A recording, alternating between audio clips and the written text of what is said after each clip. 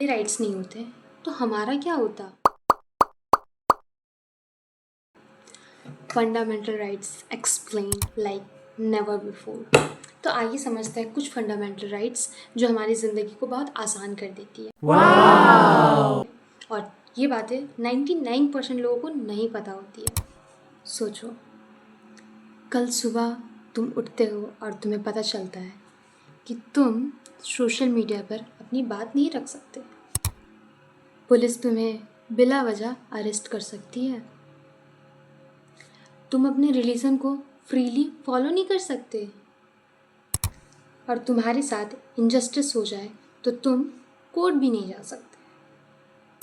लेकिन एक समय सच में ऐसा था जब लोगों के पास ये राइट्स नहीं थे। तब हमें हमारे कॉन्स्टिट्यूशन ने दिया फंडामेंटल राइट्स। वो राइट्स जो बस लॉ स्टूडेंट्स के चैप्टर नहीं बल्कि हर इंडियंस की सबसे बड़ी ताकत है। फंडामेंटल राइट्स है और उसने ये हर एक इंडियंस के ज़िंदगी को आसान बना दिया है। तो आइए समझते हैं। Hello Fatima viewers. तो अगर आप एक लॉ स्टूडेंट या फिर लॉ को समझना चाहते हैं या आप किसी कॉम्पिटिटिव एग्ज़ाम की तैयारी कर रहे हो तो ये चीज़ आप जानते हैं, या आप बस अपने लीगल राइट्स को सिंपली समझना चाहते हैं तो ये वीडियो आपके लिए है। और अगर आज के बाद कोई आर्टिकल 14, 19 या 21 बोलेगा तो आप बस आर्टिकल का नंबर नहीं, उसके पीछे की पूरी स्टोरी जानोगे। या अगर आपको ये सब कुछ जानना है तो मुझे फॉलो करें, मैं आपको हर एक बात बहुत ही सिंपली एक्सप्लेन करूँगी। एंड ट्रस्ट मी, ये आपके स्कूल या कॉलेज के लेक्चर्स की तरह बोरिंग बिल्कुल नहीं होगा। सबसे पहले एक सवाल, आखिर फंडामेंटल राइट्स होते क्या है? तो आइए समझते हैं। सिंपल लैंग्वेज में अगर कहा जाए तो फंडामेंटल राइट वो बेसिक राइट्स है जो हर सिटीजन्स को कॉन्स्टिट्यूशन ने दिया ताकि हर सिटीजन रिस्पेक्ट, फ्रीडम और डिग्निटी के साथ जी सके। एक मिनट, अगर गवर्नमेंट ही आपकी फ्रीडम छीन ले तो आप क्या करोगे? अगर कोई रिलीजन बेसिस पे डिस्क्रिमिनेशन करे तो? अगर पुलिस आपको बिला वजह अरेस्ट कर ले तो? इसीलिए कॉन्स्टिट्यूशन के क्रिएटर्स ने ये डिसाइड किया कि पावर चाहे कितना भी बड़ा क्यों ना हो, कितना भी ऊंचा क्यों ना हो, कॉन्स्टिट्यूशन उन सब से ऊपर रहेगा और उसकी बात को हर एक इंसान को, हर एक सिटीजन को मानना पड़ेगा। लेकिन ये राइट्स आए कहाँ से? इसकी स्टोरी बहुत इंटरेस्टिंग। जब इंडिया ब्रिटिश रूल के अंदर थी तब लोगों को अपनी बात रखने के लिए भी जेल भेज दिया जाता था। कई बार ऐसा हुआ, न्यूज़पेपर पे रिस्ट्रिक्शंस लगाई जाती थी और इक्वलिटी तो बस एक सपना सा था।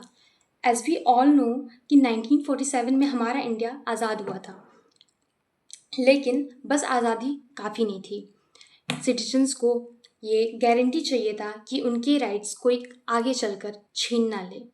इसी वजह से कॉन्स्टिट्यूशन, जिसे भीमराव अंबेडकर और असेंबली के मेंबर्स ने मिलकर बनाया, उस पर ये लिखा गया कि फंडामेंटल राइट्स इतने इम्पॉर्टेंट हो गए कि सुप्रीम कोर्ट भी इसे प्रोटेक्ट करेगी। एक इंटरेस्टिंग फैक्ट पता है, स्टार्टिंग में जब कॉन्स्टिट्यूशन बना था तब कॉन्स्टिट्यूशन में 7 फंडामेंटल राइट्स थे, बट उसके बाद जब फंडामेंटल 44th कॉन्स्टिट्यूशनल अमेंडमेंट जो कि 1978 के बाद right to property fundamental right नहीं रहा, अब यह सिर्फ एक लीगल राइट है। और आज इंडिया में सिर्फ 6 फंडामेंटल राइट्स हैं। Right to equality, right to freedom, right to exploitation, right to freedom of religion, cultural and educational rights, right to constitutional remedies. ये है वो 6 राइट्स। लेकिन इनमें से एक राइट ऐसा भी है जिसे भीमराव अंबेडकर ने कॉन्स्टिट्यूशन का हार्ट कहा। वो कौन सा राइट है और अगर वो कल को इंडिया से हट गई तो इंडियंस का क्या होगा, वो हम लोग आगे समझें। सोचो, कल को तुम और तुम्हारा दोस्त सेम क्लास में इक्वल मेहनत से एग्ज़ाम देते हो, लेकिन जस्ट बिकॉज तुम दोनों का रिलीजन अलग है, कास्ट अलग है, टीचर ने एक को पास किया और एक को फेल कर दिया। क्या ये सही है? नहीं, बिल्कुल नहीं। ऐसा ना हो इसीलिए कॉन्स्टिट्यूशन ने राइट टू इक्वालिटी दिया। आर्टिकल 14, इसका मतलब है इक्वालिटी बिफोर लॉ। इसका ये कहना है कि चाहे आप प्राइम मिनिस्टर हो या फिर आप एक ऑर्डिनरी सिटीजन हो, आप बिजनेसमैन हो या कोई एक्टर हो, लॉ के आगे आप सब सेम हो, किसी के साथ कोई डिस्क्रिमिनेशन नहीं, कोई ऊंचा कोई नीचा नहीं, कानून सबके लिए एक ही है। अब बात करते हैं इक्वल प्रोटेक्शन ऑफ लॉ। इसका मतलब ये है कि अगर सिचुएशन सेम है तो वहाँ पे सिटीजन्स के साथ सेम ट्रीट किया जाएगा, कोई भी डिस्क्रिमिनेशन नहीं कर सकते। हाँ, अगर सिचुएशन थोड़ा अलग हुआ तो लॉज के रीजनेबल क्लासिफिकेशन कर सकते हैं, जैसे लेडीज़ के लिए रिजर्व कोच या फिर दिव्यांग लोगों के लिए स्पेशल फैसिलिटीज़। ये कहीं से भी डिस्क्रिमिनेशन नहीं है, ये इक्वालिटी को प्रैक्टिकल बनाता है। लेकिन एक सवाल, क्या गवर्नमेंट किसी भी बेसिस पे डिस्क्रिमिनेशन कर सकती है? आंसर इज नो, वो नहीं कर सकती। Article 15 no discrimination. आर्टिकल 15 कहता है स्टेट सिर्फ रिलीजन, रेस, कास्ट, सेक्स और प्लेस ऑफ बर्थ पे, इन ग्राउंड्स पे वो डिस्क्रिमिनेशन नहीं कर सकती। फॉर एग्जाम्पल, अगर कोई गवर्नमेंट कॉलेज सिर्फ इसलिए एडमिशन लेने से मना कर दे क्योंकि वो हिंदू है, मुस्लिम है या कोई लड़की है, तो ये अनकॉन्स्टिट्यूशनल माना जाएगा। लेकिन वुमेन, चिल्ड्रन, सोशली या एजुकेशनली बैकवर्ड क्लासेस के लिए कुछ स्पेशल प्रोविजंस बनाए जा सकते हैं। ये डायरेक्ट अनकॉन्स्टिट्यूशनल नहीं होता। स्पेशल प्रोविजंस बनाना अलाव है। Article 16 equality in public employment. अब इसे समझते हैं एक एग्जाम्पल के थ्रू। मान लीजिए दो लोग गवर्नमेंट इंटरव्यू के लिए गए, एक तो क्वालिफाई हो गया लेकिन दूसरा उसकी कास्ट की वजह से उसे डिस्क्वालीफाई कर दिया गया, तो ये आर्टिकल 16 के अगेंस्ट हो सकता है। क्वेश्चन इज कि गवर्नमेंट जॉब में इक्वल अपॉर्चुनिटी मिलनी चाहिए? हाँ, मिलनी चाहिए। कॉन्स्टिट्यूशन कुछ कैटेगरीज के लिए स्पेशल रिजर्वेशन अलाउ करती है, लेकिन उसके भी कुछ अपने प्रिंसिपल्स होते हैं। Article 70 abolition of untouchability. ये आर्टिकल सिर्फ एक लॉ नहीं, एक सोशल रिवॉल्यूशन था। एक टाइम था जब लोगों को उनकी कास्ट के बेसिस पे मंदिर जाने नहीं मिलता था, स्कूल में अलग बैठाया जाता था, इवन उन्हें सेम कुआं का पानी तक नहीं पीने दिया जाता था। कुछ ऐसा भी वक्त था।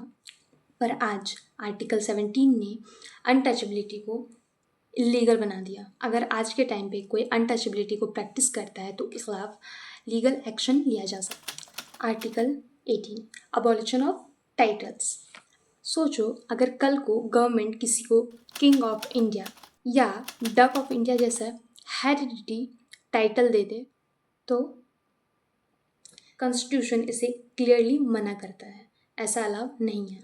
आर्टिकल 18 कहता है कि गवर्नमेंट हेरिडिटी जैसे टाइटल्स नहीं देंगे, लेकिन वो भारत रत्न, पद्मश्री या नेशनल अवार्ड्स दे सकती है, जिसे कोई भी आगे चलकर परमानेंट टाइटल की तरह यूज़ नहीं कर सकती है, इसीलिए ये अलाउ है। एक important case E P Royappa versus state of Tamil Nadu, जो कि ये केस है 1974 का। इसमें सुप्रीम कोर्ट ने कहा इक्वालिटी का मतलब सबके साथ सेम बिहेवियर नहीं है। अगर गवर्नमेंट का एक्शन आर्बिट्ररी है तो वो आर्टिकल 14 को वायलेट करती है। इजी लैंग्वेज में बोला जाए, कॉन्स्टिट्यूशन का कहना है कि गवर्नमेंट अपनी मनमानी नहीं कर सकती। अब तक हमने इक्वालिटी तो समझ लिया। अगर गवर्नमेंट ही हमारी स्पीच बंद करवा दे, इंस्टाग्राम में पोस्ट डालने से मना कर दे, या फिर हमारे जो पहले के पोस्ट है उसे डिलीट करवा दे, तो हम क्या करेंगे? हमें प्रोटेक्ट कौन करेगा? तो ये सब के प्रोविजंस है हमारे आर्टिकल 19 to 22 में। अब मैं वो आर्टिकल्स आपको दूसरे वीडियो में बताऊंगी जो कि पार्ट 2 में आएगा, और मैं आपको ये भी बताऊंगी कि कॉन्स्टिट्यूशन का हार्ट आखिर कहाँ किसे जाता है।